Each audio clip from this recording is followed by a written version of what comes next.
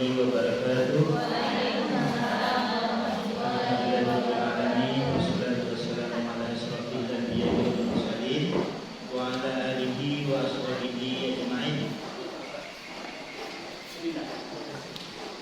Oke, baik, alhamdulillah tertunda pagi hari ini kembali kita mensyukuri rasa syukur kita kepada Allah Subhanahu wa taala. Alhamdulillah di pagi yang cerah ini kita bisa bertemu di ruangan masjid. Masjidnya apa nih Bu? Bunda ini? Masjid Al-Quds ya apa? Belum diresmikan. Jadi nanti diadakan lomba lah ya. Ya kita undang gubernur untuk peresmian masjid. SNB. Selamat salam sama-sama kita hadiahkan buat junjungan kita Nabi besar Muhammad Shallallahu Alaihi Wasallam. Baik Ustaz Bunda, mulai dari hari ini siang ini sampai selesai, insyaallah kita akan melakukan kegiatan. Ada 3 agenda ya, insyaallah bagi hari ini. Yang pertama dengan kami sendiri dengan materi yang disampaikan oleh panitia, yaitu tentang Green Lab. Kemudian nanti yang kedua dengan Bapak Hendrizal, insyaallah nanti materinya tentang kompos. Dan berikutnya ketiga nanti dengan Bunda ini materinya tentang posting bank sampah. Jadi sedikit Ustaz dan Bunda sebelum kita masuk ke materi untuk praktek nanti di lapangan. Insyaallah pagi hari ini kita akan sedikit memaparkan ya tentang konsep ya, tentang konsep sekolah alam dan integrasinya dengan lingkungannya seperti apa. Jadi sebagian Ustaz Bunda ada yang sudah memahami ya, dan juga kemarin kita juga sudah melakukan kunjungan edukatif untuk studi banding ke beberapa sekolah alam di Bandar di Lampung dan di Jawa. Nah, bagi sebagian Ustaz Bunda yang tidak ikut, barangkali ini sedikit perlu kita jelaskan. Dengan slide yang ada ini, silakan Ustaz Bunda lihat ya, bahwasanya ada sedikit perbedaan ya. Kenapa munculnya sekolah alam ini yang digagas oleh Abang Lenovo. Beliau itu juga alumni ITB. Kabarnya satu alma mater dengan Pak Rizal ya. Teman kuliah aktivis itu sama-sama di ITB. Cuma nasib berbeda. Yang Abang Lenovo-nya bergerak di dunia pendidikan, yang Pak Rizalnya bergerak di dunia entrepreneur. Jadi Ustaz dan Bunda, kita berbicara tentang secara globalnya memang kehidupan ini salah satunya pilar yang mendukung itu kan memang pendidikan ya. Selama ini kita mungkin mindset kita dalam pendidikan ini hanya terbatas kepada konsep di mana pembelajaran itu dilakukan di kelas dan dilakukan dengan sistem klasikal dan dilakukan dengan cara monoton. Nah, itu yang sebenarnya yang kita pahami ya, atau sebagian besar yang dipraktekkan di negara kita, termasuk juga di Solo, yaitu pola pembelajaran yang memang kita nikmati ketika dulu, termasuk saya sendiri ketika masih kecil. Nah, sementara keterkaitan kita dengan alam atau lingkungan itu yang kita nikmati ataupun kita lakukan sendiri bersama dengan teman-teman kita, bersama dengan lingkungan kita. Makanya sekolah alam yang sekarang kita rintis ini, yang sekarang kita jalani ini, dia memiliki sebuah konsep yang memiliki keterkaitan yang erat dengan lingkungannya. Kita lihat di sini, bahwasanya konsep sekolah alam itu ada kaitannya dengan energi baru terbarukan. Energi terbarukan itu sebenarnya apa itu energi terbarukan? Gimana? Oke, jadi energi yang bisa didaur ulang, bisa memanfaatkan sumber daya alam yang ada. Ya seperti misalnya yang sederhana itu menggunakan energi biolistrik atau biogas. ya, dari kotoran sapi.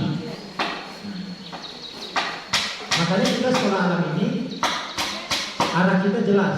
Kita bagaimana nanti pembelajaran kita ini ataupun kegiatan program yang kita rancang itu bisa membuka cakrawala anak didik kita dan juga kita sebagai guru untuk melakukan praktek energi terbarukan ini. Nah, kita di yayasan sudah menyediakan medianya, sudah menyediakan sarananya. Nah, insya Allah nanti ke depan kita akan coba bagaimana membuat energi dengan memanfaatkan sumber daya alam yang ada. Di SMP sekarang sedang dirancang energi listrik, ya, dengan memanfaatkan kincir air. Sudah dirancang, sudah ada pipa-pipanya, dan mudah-mudahan dalam waktu dekat ya Bu Daib, ini bisa dibuat listrik dengan kapasitas 1300 watt dengan memanfaatkan air yang ada di kolam kita. Itu proyek Bunda Air dan teman-temannya di SMA. Bukan SMP saya. Ini dan juga Ustaz Riki. Ya, jadi memang hal-hal seperti ini Ustaz Bunda, kita sedikit keluar ya dari mainstream kita selama ini. Kita hanya menikmati saja selama ini kan energi ini, ya taunya tekan colok listrik hidup. Kemudian kalau masak masukkan colokan ke listrik, nasinya masak. Nah sekarang kita mau membawa sudah bagaimana terjadinya energi itu.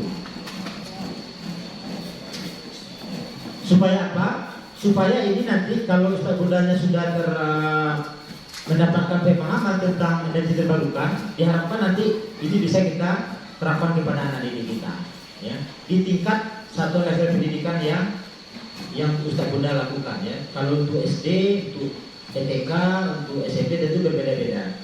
Intinya bagaimana sekolah alam ini dia bisa menggali, mengeksplor sumber daya yang ada dan menciptakan energi, membuat energi yang bisa dihasilkan untuk kemanfaatan manusia.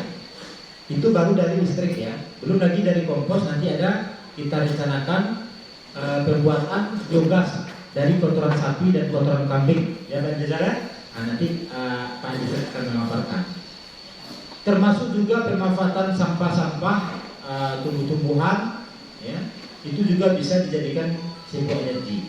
Jadi memang skala kita bukan komersil, ya Ustaz Bunda, tapi setidaknya dengan konsep ini, dengan kegiatan ini nanti kita akan berpikir ternyata bumi ini memang perlu kita kelola. Jadi bukan hanya kita sebagai konsumer saja, tapi juga bisa menghasilkan dari limbah-limbah yang ada atau dari sumber daya kita yang ada. Kemudian manajemen air, Bunda. Jadi termasuk juga di SD, di Golden yang di kampus 1 itu, saya dulu sudah lama berpikir dosen. Kita ada saluran di belakang, ya, sungai ya di belakang itu.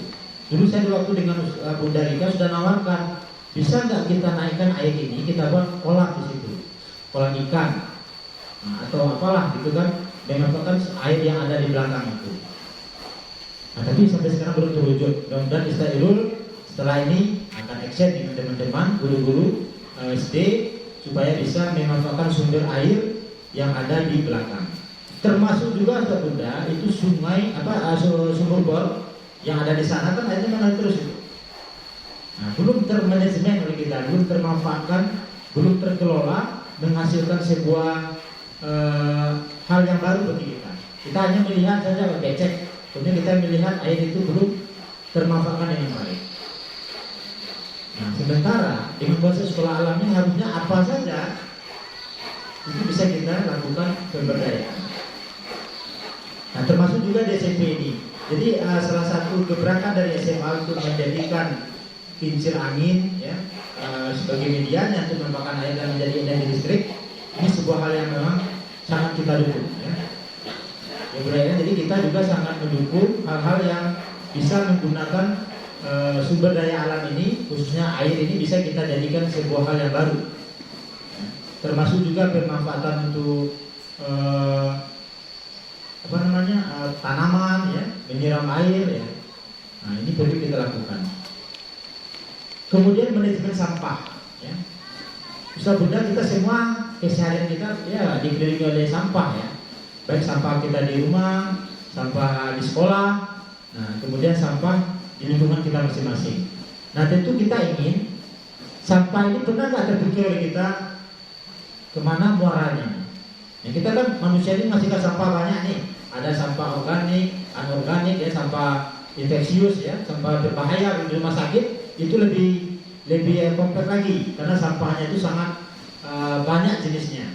Bukan hanya sampah organik rumah tangga biasa, di sana juga ada sampah infeksius yang penanganannya itu khusus, ya, seperti ada darah, nanah, kemudian ada di laboratorium itu. Kemudian juga ada sampah-sampah yang berbahaya dan beracun seperti air raksa dan juga limbah-limbah medis lainnya. Nah, itu harus dikelola. Sekarang industri apa saja yang melakukan usaha tanpa melakukan manajemen sampah itu akan bisa kena pidana dengan undang-undang lingkungan.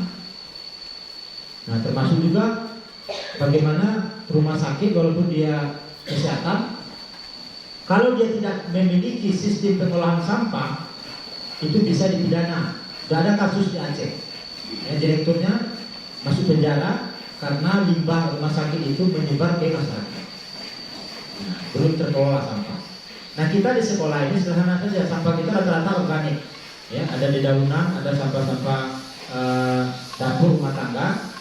Nah, kita harus berpikir bagaimana kita, ya, di samping memang menekan, ya, terjadinya sampah ini dengan habit kita, dengan kebiasaan kita di sekolah, kita juga harus memikirkan bagaimana sampah ini bisa menghasilkan apakah uang, kemudian sesuatu yang baru, apakah daur ulang sampah dan lain sebagainya. Nah, ini yang kita minta ke depannya, walaupun ini sudah pernah digagas dulu, ya, Ustaz Irul, ya, ketika beliau pulang dari pelatihan di Palembang, sekolah alam Palembang. Nah, tapi sekarang sudah meredup lagi. Nah, makanya kita dengan bantuan teman-teman sekalian, saudara muda, kedepannya kita akan fokus lagi mengurus persoalan sampah ini, ya. Kita lakukan manajemen sampah mulai dari proses bagaimana kita menghimpun sampah, memilah sampah, mengolah sampah, dan menjual sampah sehingga menghasilkan uang.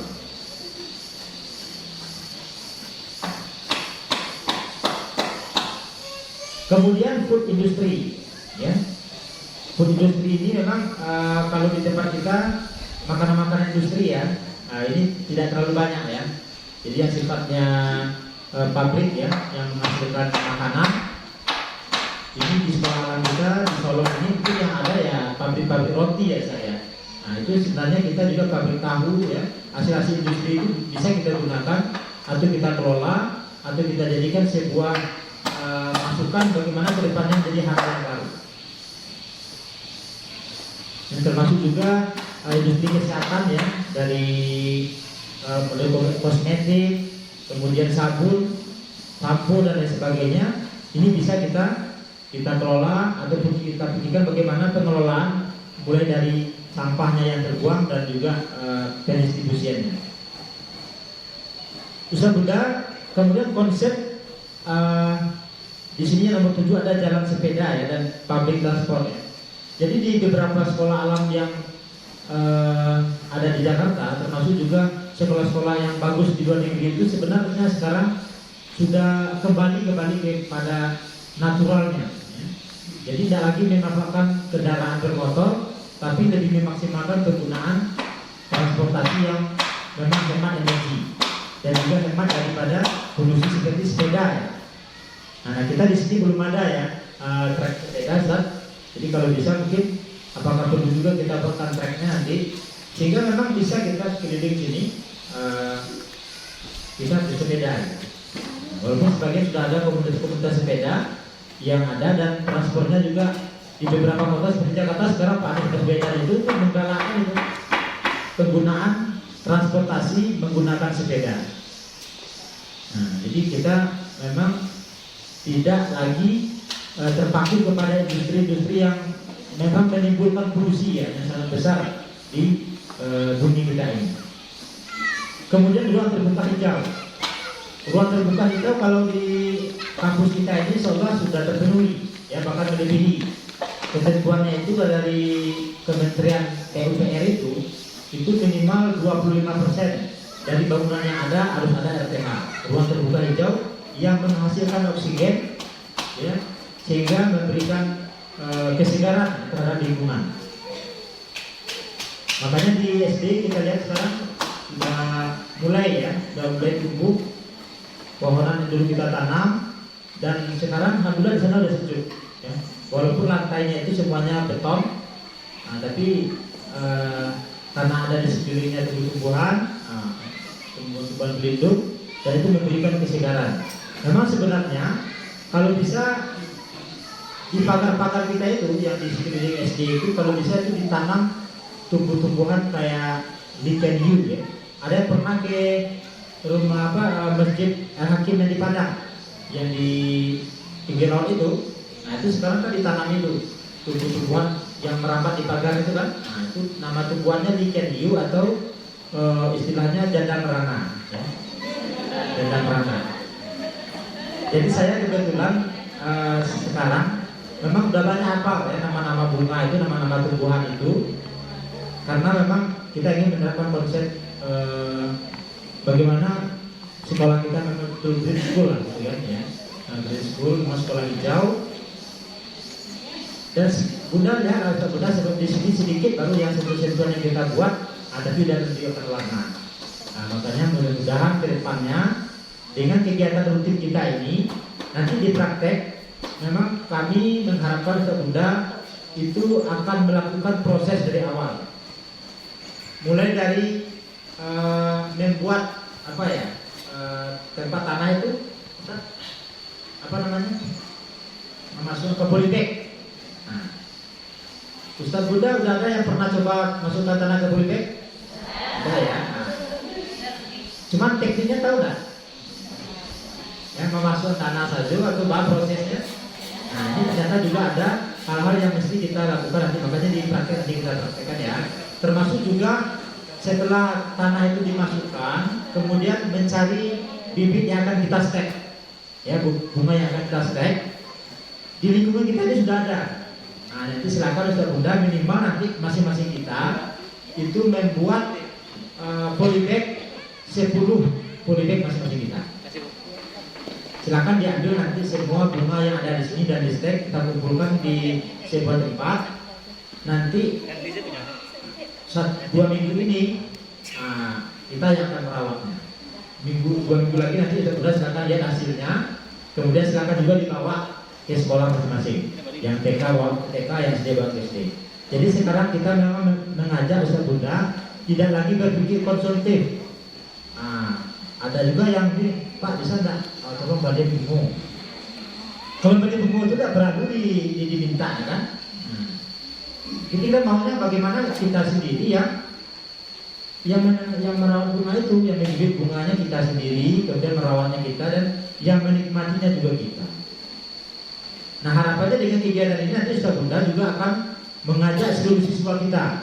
Jadi carilah nanti jam atau hari sehingga siswa kita itu kegiatannya mulai dari pembibitan di polybag itu, kemudian juga proses perawatannya menjadi akarnya tumbuh, baru kita tanam.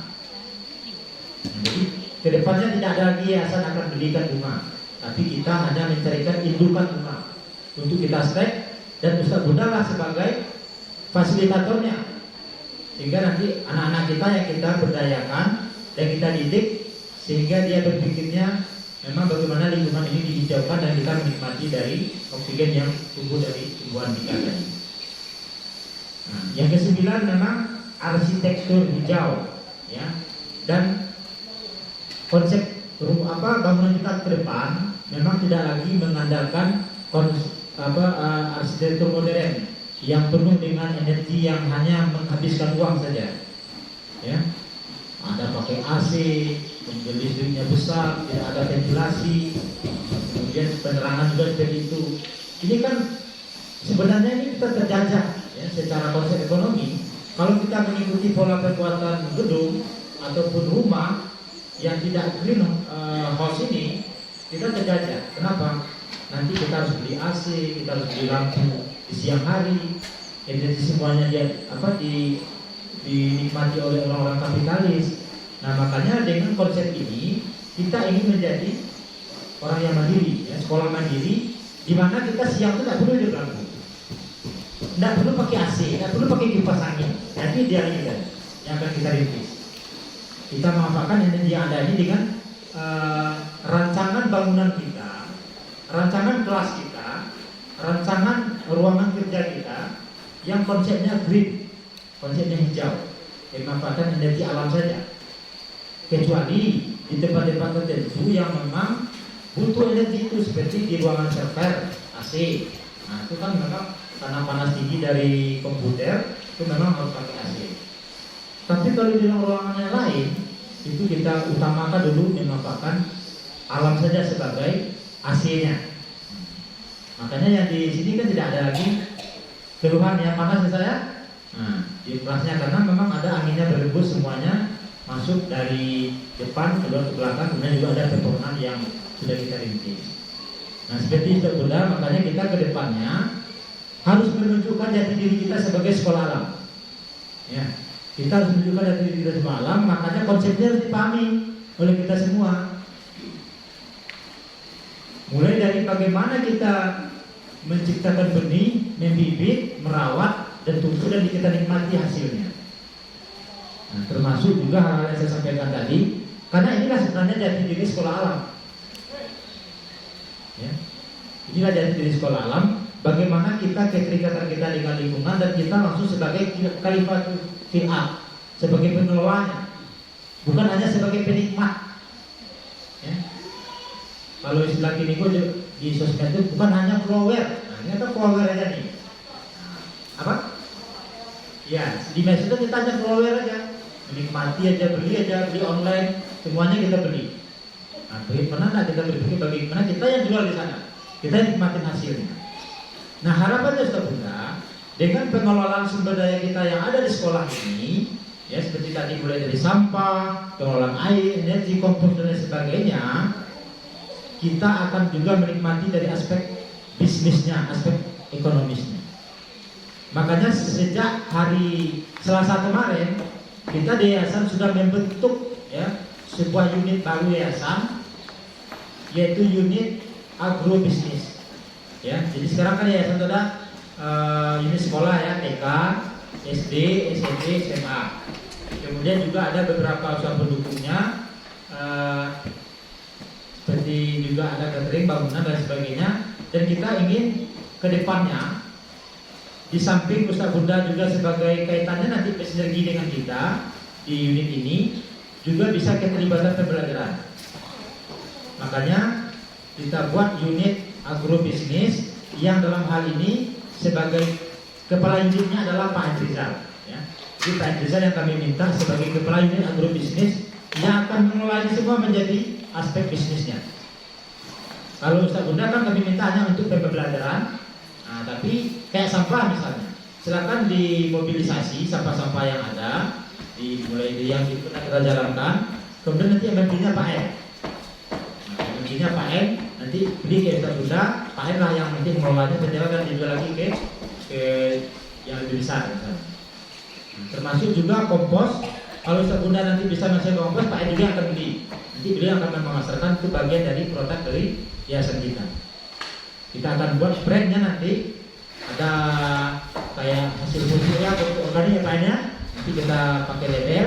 Nah, ini produk dari sekolah alam Golden. Jadi kita bersinergi Ustaz Bunda nanti dengan unit ini. Unit ini dari aspek bisnisnya, keluarnya ya, maksudnya ke masyarakatnya. Yang ke dalamnya Ustaz Bunda yang nanti akan ada kita bermitra gitu. Nah, seperti itu kira-kira gambaran Ustaz Bunda tentang konsep sekolah alam kita. Dan ini memang kedepannya akan menjadi kegiatan rutin kita. Ya, 1 kali 2 minggu kita akan lakukan percepatan untuk pemahaman dan implementasi dari konsep-konsep ini. Yang sudah Anda jelaskan mulai dari manajemen sumber daya yang kita miliki, ya, energi terbarukan, manajemen sampah, kemudian industri dan lain sebagainya. Nah, ini kita usahakan ke depannya bagaimana ini mempunyai nilai ekonomis. Baik Ustaz Bunda, itu barangkali sekilas ya tentang konsep sekolah alam, kaitannya dengan lingkungan dan kaitannya dengan bisnis. Selanjutnya kami akan sampaikan paparan tentang Green Lab ya.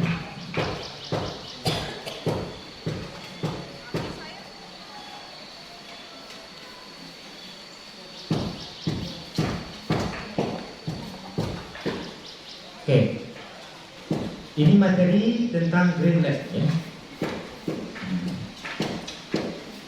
Ini filosofinya ya, filosofi atau referensinya mengacu kepada firman Allah dalam Al-Quran surat Al-A'raf ayat 56. A'udzubillahi minasyaitonirrajim.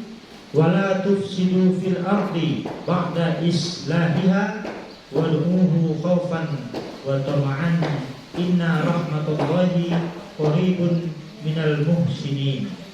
Artinya, dan janganlah kamu membuat kerusakan di muka bumi sesudah Allah memperbaikinya, dan berdoalah kepadanya dengan rasa takut dan harapan. Sesungguhnya rahmat Allah amat dekat kepada orang-orang yang berbuat baik. Jadi Ustaz Bunda, bagaimana pengelolaan bumi ini Allah sudah mengaturnya ya, dan kita ditugaskan sebagai khalifahnya ya. Khalifah ini kan artinya pengelola, pemimpin di alam semesta ini. Jadi sebagai pemimpin kita bukan hanya bicara tentang yang di hulunya, di hilirnya ya, tapi kita berbicara bagaimana kita mengelola bumi ini juga tidak membuat kerusakan yang akan menghancurkan bumi kita ini. Makanya dengan konsep sekolah alam yang sudah kita sampaikan di awal tadi, kita ingin ke depannya betul-betul menjadi khalifah yang bisa membuat dan memelihara bumi ini supaya lebih baik lagi ke depannya.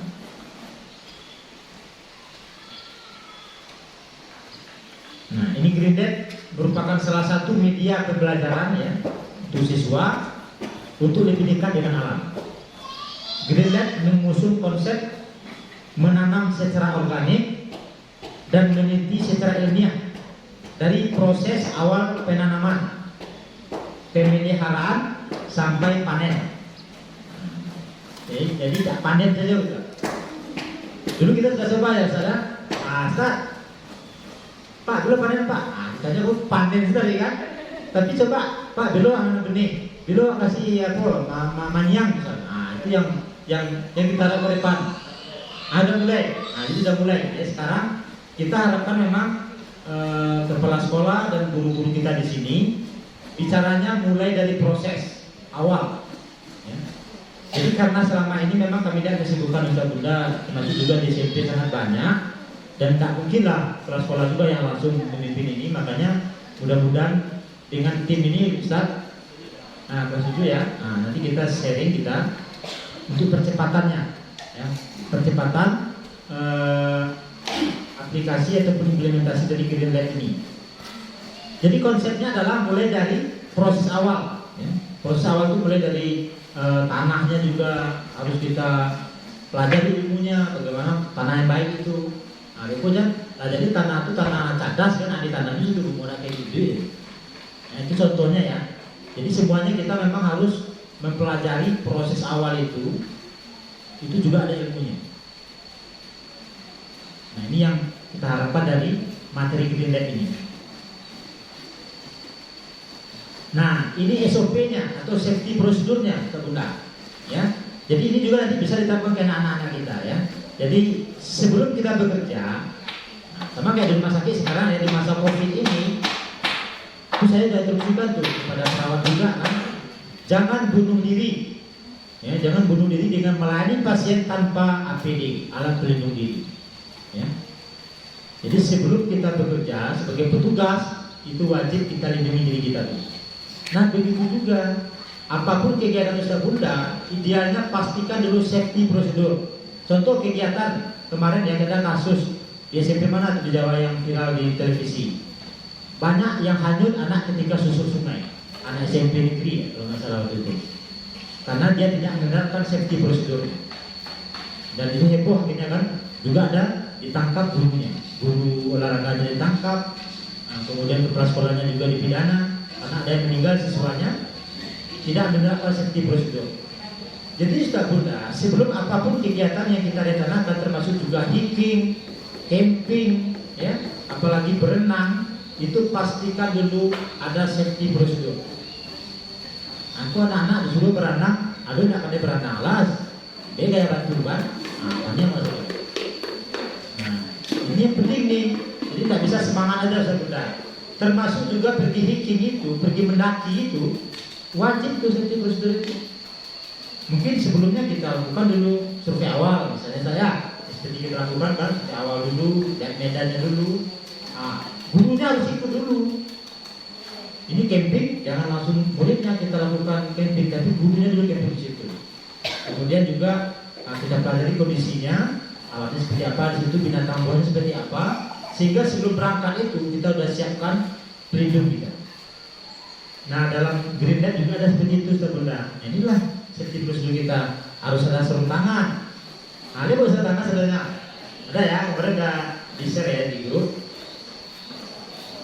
Fungsi sarung tangan untuk melindungi tangan kita, ya. Karena namanya kita bekerja di apa? Ada binatang, ada duri-duri, dan itu tangan-tangan awak yang lembut-lembut, ya, darah bakar jogo, darah, kemudian lah kepal kan, itu fungsi. Ya, jadi fungsinya untuk safety prosedur, SOP-nya.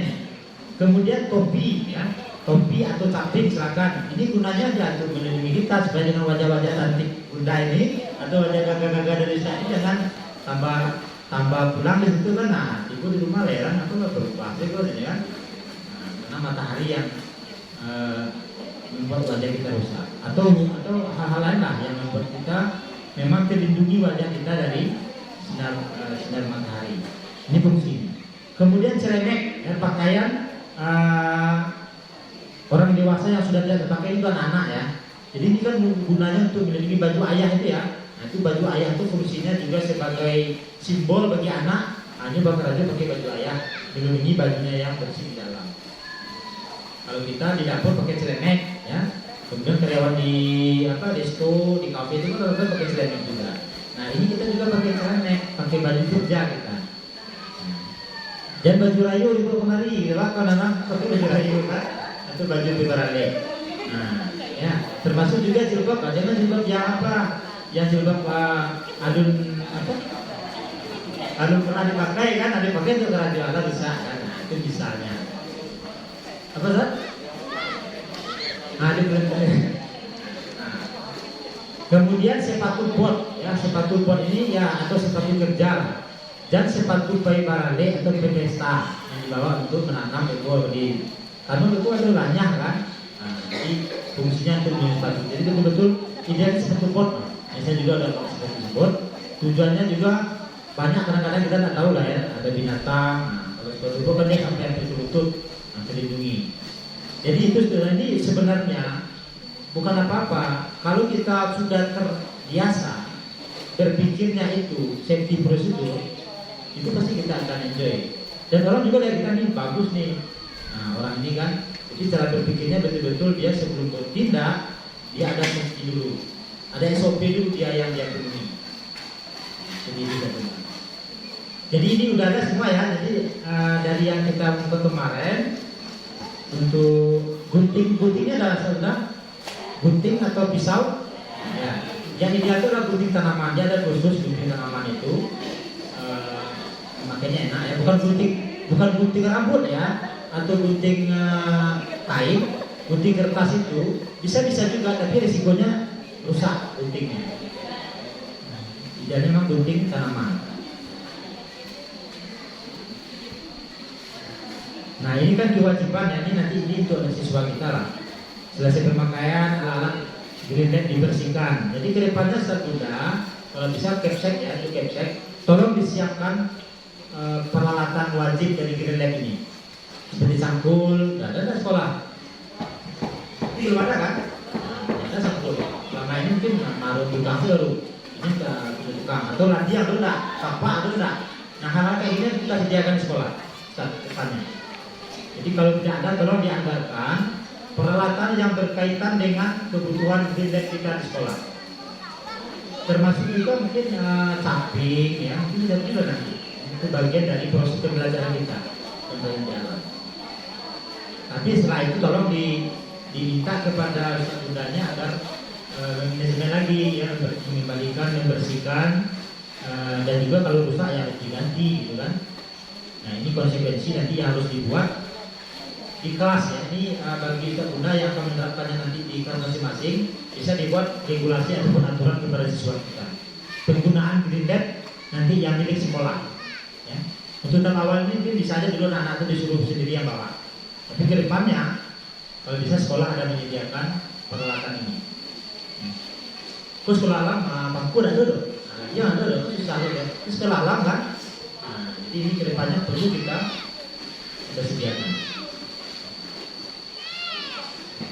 Nah kemudian ini ya perangkat ya. Jadi memang program kita ini sebenarnya ada kaitannya juga dengan pemerintah yang regulasi. Pemerintah ada tempat TPA, tempat pembuangan akhir sampah. Nah itu bisa kita manfaatkan supaya nanti sampah-sampah ataupun hasil dari konsumsi kita di sekolah ini, di samping kita manfaatkan sendiri, kita olah sendiri, bisa juga yang kita kirim ke tempat pembuangan sampah. Kan ada tuh sampah-sampah yang memang tidak bisa kita olah, nah itu bisa kita kirim ke sana. Nah ini aktivitasnya sebenarnya peran dari masing-masing ya. Kalau pemerintah dia membuat kebijakan program berjalannya kegiatan dengan memfasilitasi bibit dan sarana pertanian.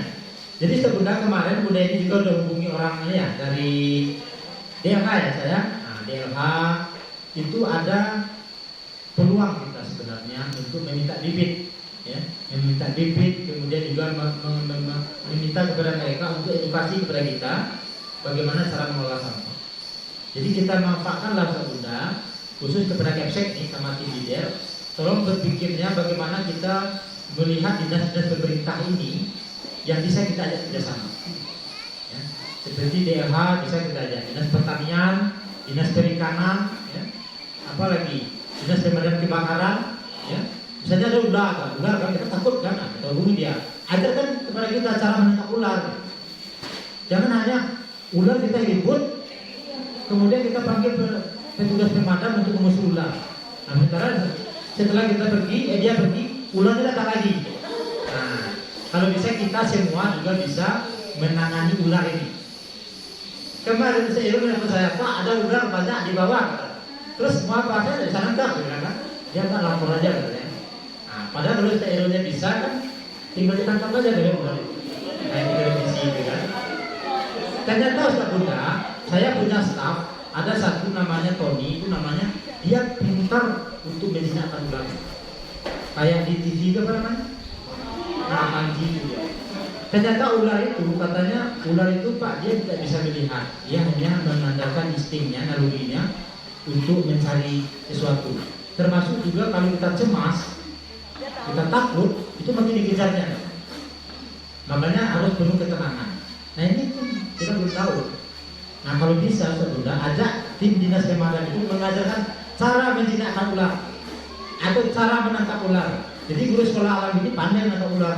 Besok kalau ada ular kita dihubungi kan pemadam kebakaran. Ini guru sekolah alam katanya kan.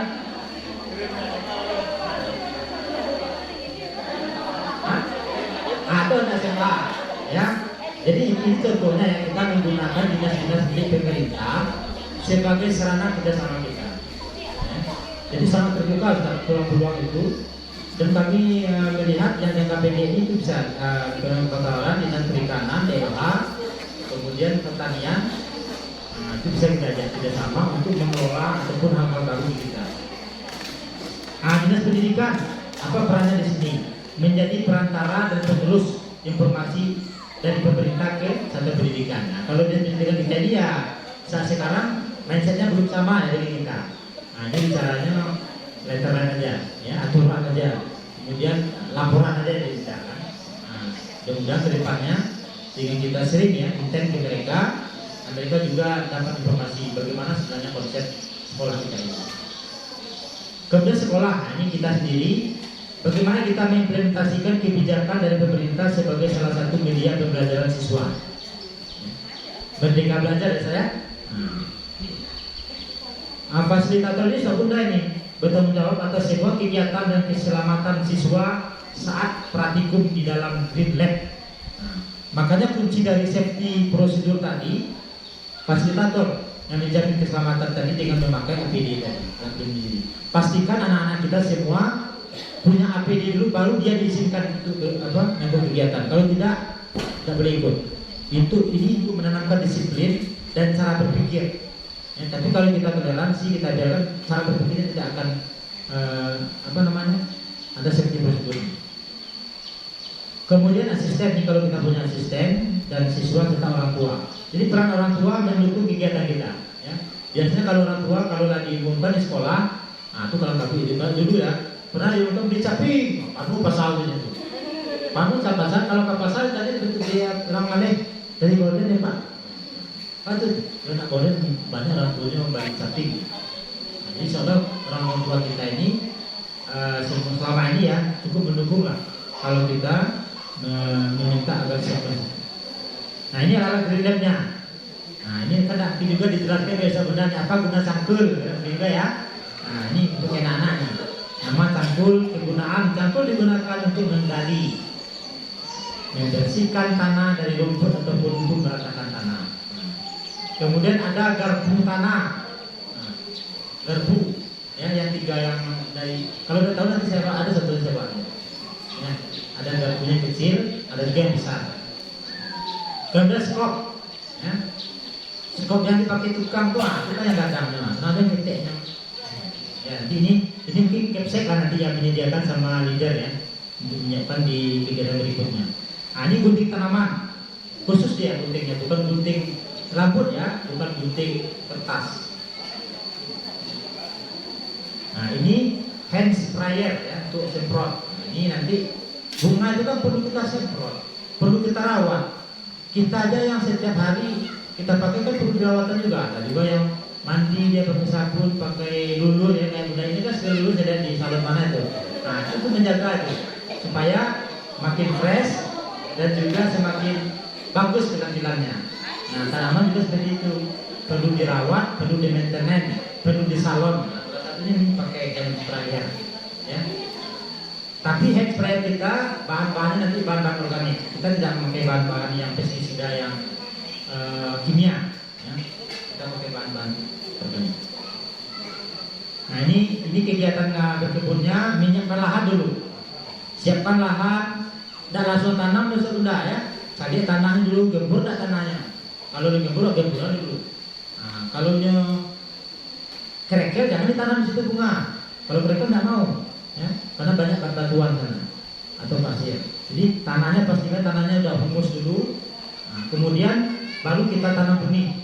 Nah, nanam benih ini nanti kita ngestek nih, ya stek. Kemudian mencabut tanaman liar atau menyiangi. Pernah menyiang? Nah, menyiangi tanaman liar yang tumbuh. Ya, karena kalau kita nanam padi, rumput pasti tumbuh. Tapi kalau nanam rumput, nah padi betul tumbuh lagi. Nah, itu konsekuensinya. Sama kita teramal untuk akhirat sampai dunia dapat. Tapi kalau dunia aja, betul kita dapat. Kemudian melakukan penyiraman. Maintenance-nya ini sudah. Jadi maintenance-nya itu menyiangi, kemudian menyiram rutin minimal sekali ataupun 2 kali sehari. Ya. Kecuali kalau hari hujan, bisa disiram. Ya. Kemudian ada juga tanaman itu yang memang rutin disiram, ada yang sekali 2 hari aja. Itu nanti tergantung jenis tumbuhan ataupun tanamannya. Kemudian melakukan pemupukan. Ya. Pemupukan ini ya yang pakai tali kotoran tadi, ada dari sapi, ada kambing, ada ayam yang kita gunakan sebagai sarana untuk pemupukannya. Jadi kita tidak pakai yang pestisida kimia. Kemudian baru panen. Nah ini selama ini panen aja tahu, yang ini belum kita garap. Makanya ke depan kita garap tadi mulai dari proses awal, pengolahan lahan tanah, kemudian pembelian benih, penyiangan, kemudian penyiraman, pemupukan, baru kita panen. Insya Allah Bunda, kita rencanakan panen ini kalau bisa sebenarnya bisa tidak kira kita memanen padi ini sama-sama. Nah, bisa ya, kita cari harinya. Kalau bisa kita belajar memanen di sini. Selama ini kan anak-anak aja yang ikut ya. Kalau bisa ini panen dan kita makan sama-sama. Ya saja. Nah, jadi beratnya nanti itu bagi-bagi dulu. Nah, itu bagi dulu kan. Bagi itu nanti dimasukkan ke heler biasanya. Ya, masukkan ke heler, nanti baru bersiapan keras. Nah, ini kegiatan rutinnya Saudara, daily activity-nya persiapan alat, ya, pengecekan alat, ya. kemudian pengolahan lahan, pemupukan, persiapan benih, penyemaian, penanaman, penyulaman. Ya, penyulaman ini majisip. Majisip itu penyulaman namanya. Yang mati-mati kita singkirkan, tambah lagi yang baru. Kemudian maintenance, pemeliharaan, pencabutan gulma, yang tadi kan, pembumbunan, untuk kacang panjang, taruh, dipakai kayu-kayu, yang menyanggahnya kan. Kemudian baru panen. Nah itu sudah kira-kira proses nanti kita dalam green tech ini. Kemudian jenis-jenis yang mau kita tanam di green tech. Nah, ini jenis tanamannya. Ada toga, tanaman obat keluarga. Ya. Kemarin Zon juga mau merancang ya. Sudah ada saya lihat di sana polybagnya. Jadi yang akan kita tanam itu tidak durian tuh, ya. Tidak durian. Tidak kacang, tidak mangga ya. Kita nanamnya tanaman yang jenisnya tanaman obat ya. Kemudian yang kedua, supermarket garden. Anda tahu gak supermarket garden apa? Ya, kemudian tanaman kuliner ya. Tanaman kuliner. Dan yang terakhir, recycle garden. Nah, ini apa ya? Informasinya tanaman obat ini seperti ya, jahe, kunyit, lengkuas yang sifatnya rimpang ya. Jadi ada tanaman itu tanaman rimpang, ada yang namanya tanaman rempah. Lihat bedanya rimpang dan rempah apa bedanya? Kalau rimpang itu punya akar tunggal. Oke. Kalau yang apa tadi Pak, rempah? Rempah Itu yang bisa digunakan untuk bahan masakan. Ya. Betul juga. Tapi kali gini, kalau rimpang itu dia hasilnya tuh di dalam tanah. Kayak jahe di tanah kan, jahe, lengkuas, ya, kunyit, sarai. Tapi kalau rempah kayak kopi, teh, itu kan dia kita luar buah palu. Nah, jadi sekarang saya salah satu pengkonsumsi rimpang. Sudah 2 tahun ini alhamdulillah saya tidak ada lagi mengkonsumsi satupun obat kimia, dan saya juga menyembuhkan penyakit. Dulu sering sakit lambung, kemudian sering alergi, yang kurang sakit, karena yang positif demam dan stres. Sekarang alhamdulillah 2 tahun ini budaya ini selalu membuatkan rimpang. Budaya ini ada ya. Oh, ada budaya sana. Menyiapkan ini rujak karena kita nanti mau diberikan makanan rujak, makanan sehat. Jadi rimpang ini sebudah, nggak apa-apa. Biasanya bunda kan minum kopi, minum teh, ya, minum sirup, dan hentikan aja itu. Ganti dengan minuman teh jahe. Teh itu jangan dibeli maksudnya yang saset, jangan yang instan.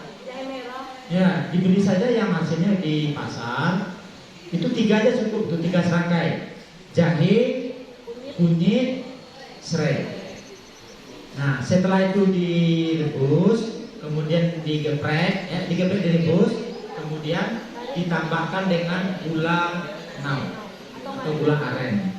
Nah, dan ditambahkan sedikit jeruk nipis. Rasanya luar biasa, teman-teman. Lebih enak daripada teh biasa ataupun kopi yang lainnya. Nah, jadi ini yang akan kita tanam, ya. Di tanaman toga ini salah satunya rimpang. Kemudian ada temulawak, ya, temulawak. Kemudian belimbing bulu, ya, itu obat juga. Ya. Dan kalau di kampung ada si barau, si tawa, si dingin. Nah, benar dengar ya? Si karau, si kumpai, ya, silakan lah. Ya, nanti itu jenis-jenis tanaman yang akan kita praktekkan nanti di tempat kita. Ada juga lidah buaya, ya. Lidah buaya. Nah, ini banyak nih kegunaannya. Itu kosmetik, termasuk kosmetik juga. Kemudian tanaman kuliner. Kalau kuliner ini aduh kacang panjang, ya itu kita makan lah. Aduh buncis, terong, nah, itu jenis kuliner namanya. Kemudian ada kangkung juga, ya, kangkung, bayam, cabai. Ya. Nah, kalau tanaman supermarket garden ini dia kayak tanaman yang sengaja sebagai bumbu dapur kita, seperti cabai, bawang merah, bawang putih, tomat, lado. Ini dia masuk supermarket garden tanaman ini. Nah, ini core value kita ini nanti untuk Ustaz Bunda terapkan di sekolah, di kelas. Ada core value-nya kan kita ada 4 konsep ya, alam ya, 4 pilar ya. Akhlak. Nah, akhlak ini penanaman pemahaman kepada anak tentang menjaga sesama makhluk Allah. Nah, ini pilar akhlaknya terpenuhi di sini. Kemudian penanaman pemahaman kepada anak tentang memelihara sesama makhluk Allah, memberi basic training sikap kepemimpinan khalifah kepada anak. Ini tadi khalifah tadi bukan hanya sebagai penikmat, ya, sebagai hanya pengguna, tapi kita sebagai penghasil.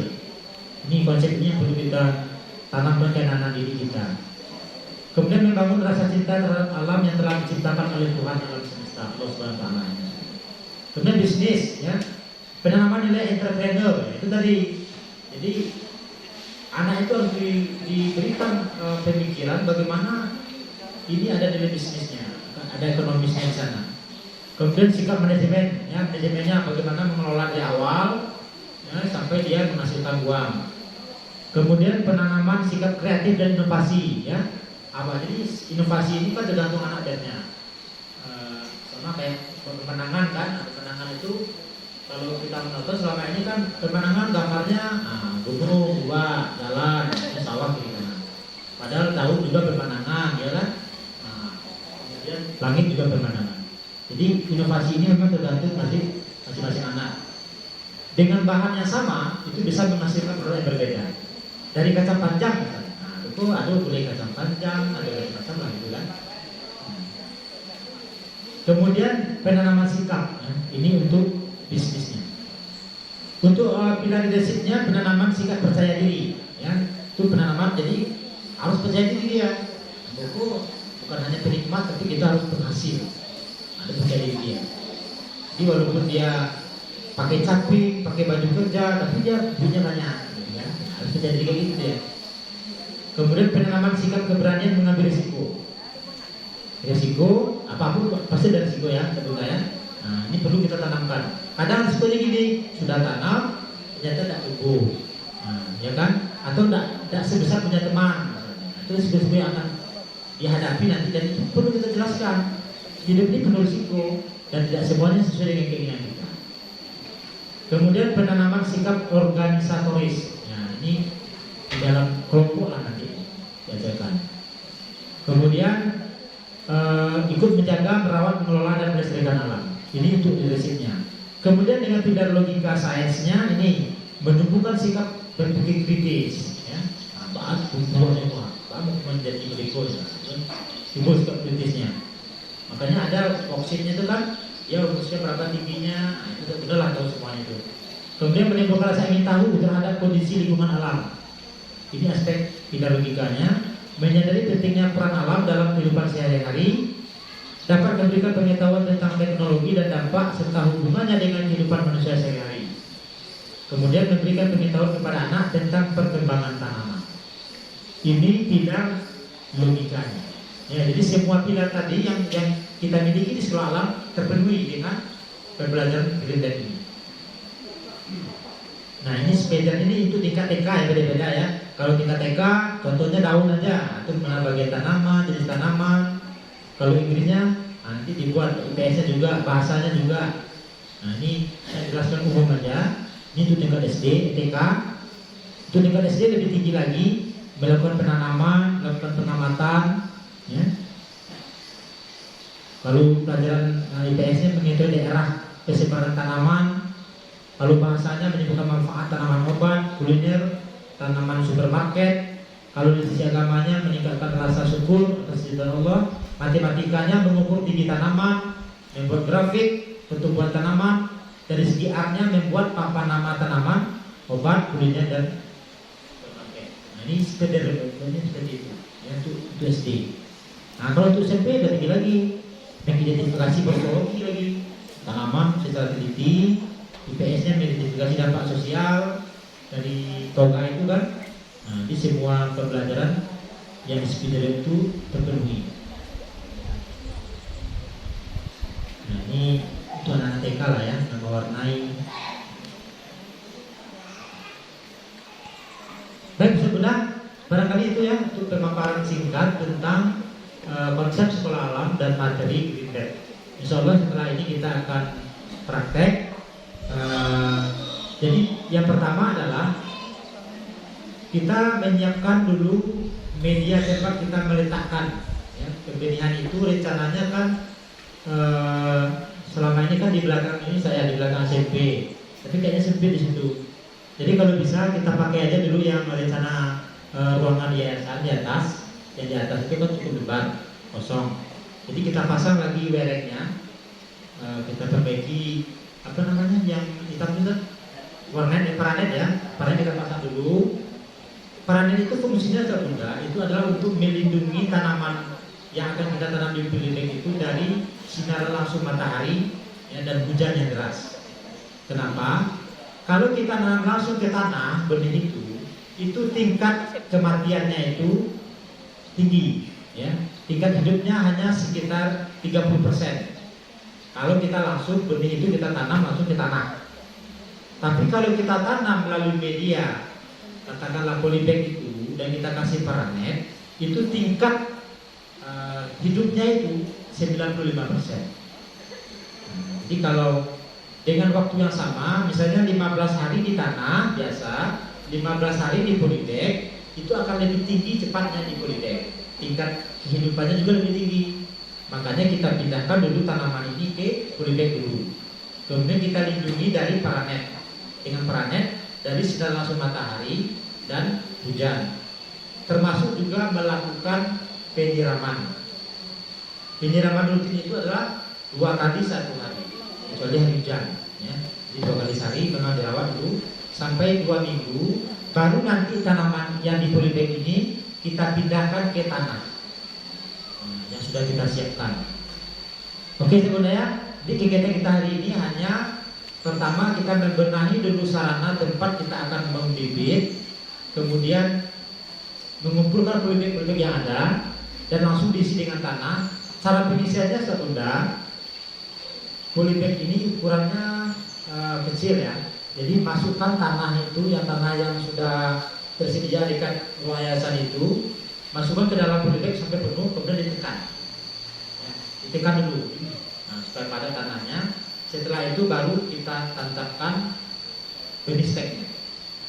Cara main benih steknya juga dilihat, mana yang tumbuh kanti, mana yang ke bawah. Jadi tak dia, itu menancapkan juga tanah, tak dia ya.